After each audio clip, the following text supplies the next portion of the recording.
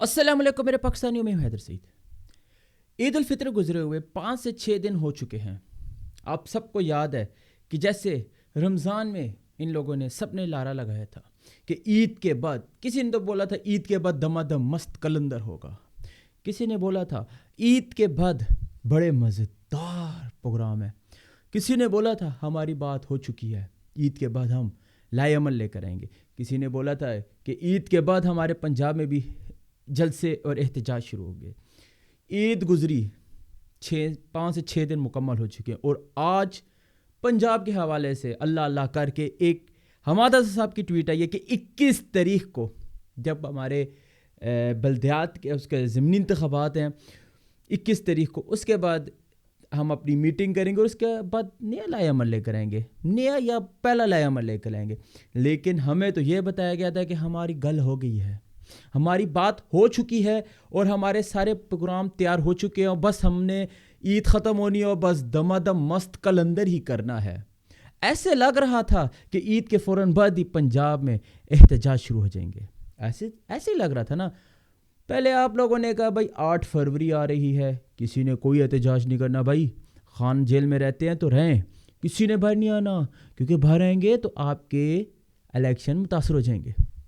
हम लोग बाहर नहीं आए, खान साहब को सज़ा पे सज़ा देते रहे हैं, हम लोग बैठे रहे। हम 8 फरवरी को निकले, हमने वोट दिया, मैंडेट आपको पता है डाका मार दिया गया। काफ़ी है, मैंने MPS ने कहा भाई हम 50,000 से जीते हुए हैं, कोई डाका नहीं मारेगा, कुछ नहीं होगा, आपके सामने है, डाका मार लिया गया। एहतजाज का जिक्र करते हैं, हम वो खान साहब से पूछेंगे और हम फिर अपना लाए अमल लेकर आएंगे। वहाँ पे 17 सीटों वाले विक्ट्री स्पीच करके चले गए, हम खामोशी से देखते रहे। फिर आ जाते हैं रमज़ान आ गया, रमज़ान मुबारक में सब ने इबादत की हैं, तरावियों के बाद से लेकर फजर तक ये लोग इबादत में गुजारते थे, थके हुए होते थे, इसलिए एहतजाज की तरफ नहीं गए। लेकिन इनकी मीटिंग्स चलती थी, मीटिंग में जो कुछ होता था सामने आता रहे। लेकिन चले रमज़ान गुजर गया, ईद गुजर गई, अब क्या है, अब किधर दमादम मस्त कलंदर हो रहा है। अब 21 तारीख आपने दे दिया, 21 तारीख को आप लोग एक मीटिंग लाएंगे, मीटिंग में एहतजाज तो नहीं, अब जलसे करेंगे। देखें सर जी, होना तो ये चाहिए था एक हैज़ा वोटर की हैसियत से, हमारी तो कोई हैसियत नहीं है, हम तो आपके सामने बोलते रहते हैं, लिखते रहते हैं। आपको पता ही है कि मैं ऐसे कैमरा लेके आप लोगों के मुंह के अंदर घुस जाता हूँ और पूछता रहता हूँ सवाल और आप जवाब देना गवारा नहीं करते, ये तो सबको पता है, बताने की ज़रूरत ही नहीं है। होना ये चाहिए था कि आपका एक पूरा शेड्यूल बना होता। जो ही ईद ख़त्म हुई है, ईद के चौथे दिन से पंजाब में आप लोग उन जगहों पे अपने जलसे करते जहाँ पे आपके ज़मीनी इंतखाबात हो रहे हैं। फिर आप उसके बाद एक लॉन्ग मार्च की कॉल देते, क्योंकि देखें जलसे हम 2 साल से जलसे कर रहे हैं, अवाम मोबिलाइज हुई है, खान साहब ने इतने ज़्यादा जलसे किए हैं, अवाम को शऊर दिया है, मोबिलाइज कर गए हैं, वार्म अप किया हुआ है, अब हमने ठोकने की बारी है। मतलब लोहा गर्म है तो उस पर थोड़ा मारने की ज़रूरत है, और वो होता है लॉन्ग मार्च से। खान साहब ने 2 लॉन्ग मार्च किए थे, यह तो आपको पता है, 25 को हुआ था और दूसरे में खान साहब को गोलियां मार दी गई थी। खान साहब ने 2 लॉन्ग मार्च किए 2 साल में। अभी हमारा ये होना चाहिए था कि तीसरी लॉन्ग मार्च की तरफ जाना चाहिए और एक धरना होना चाहिए। धरना तब तक होना चाहिए जब तक इमरान अहमद खान साहब बाहर नहीं आ जाते। जिस दिन इमरान खान बाहर आ गए, यकीन करिए 2 से ढाई महीने की हुकूमत है, ये हुकूमत घर चली जाएगी। और ये लोग भी जानते हैं कि हुकूमत घर चली गई तो कॉम्प्रोमाइज़ लोगों को खान साहब दोबारा टिकट नहीं देंगे, ये इनकी दुकानें बंद हो जाएंगी।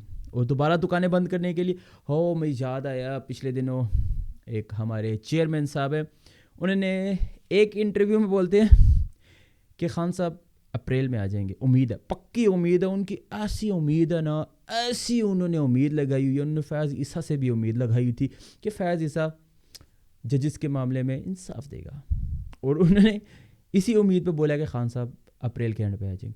फिर एक जगह पे बोलते हैं मई के शुरू में आ जाएंगे। ये वही लोग हैं जिन्होंने अगस्त में बोल दिया था हफ्ते में आ जाएंगे। मैं जुबान देता हूँ, खान साहब अपने हाथ से टिकट बांटेंगे, 3 महीने में आ जाएंगे, 2 महीने में आ जाएंगे। करते करते करते आज 9 महीने मुकम्मल होने को हैं। 9 महीने एक बहुत बड़ा अमाउंट होता है मंथ्स का, और आपको पता है 9 महीने में क्या से क्या हो जाता है, बताने की ज़रूरत नहीं है। تو یہ ہم نے تقریباً 9 مہینے ہونے والے ہیں، مرشد جیل میں ہے اور آپ کو ہوش کے ناخن ہوش سے کام لینا چاہیے. اب باری ہے، اب میدان میں کودنے کی باری ہے.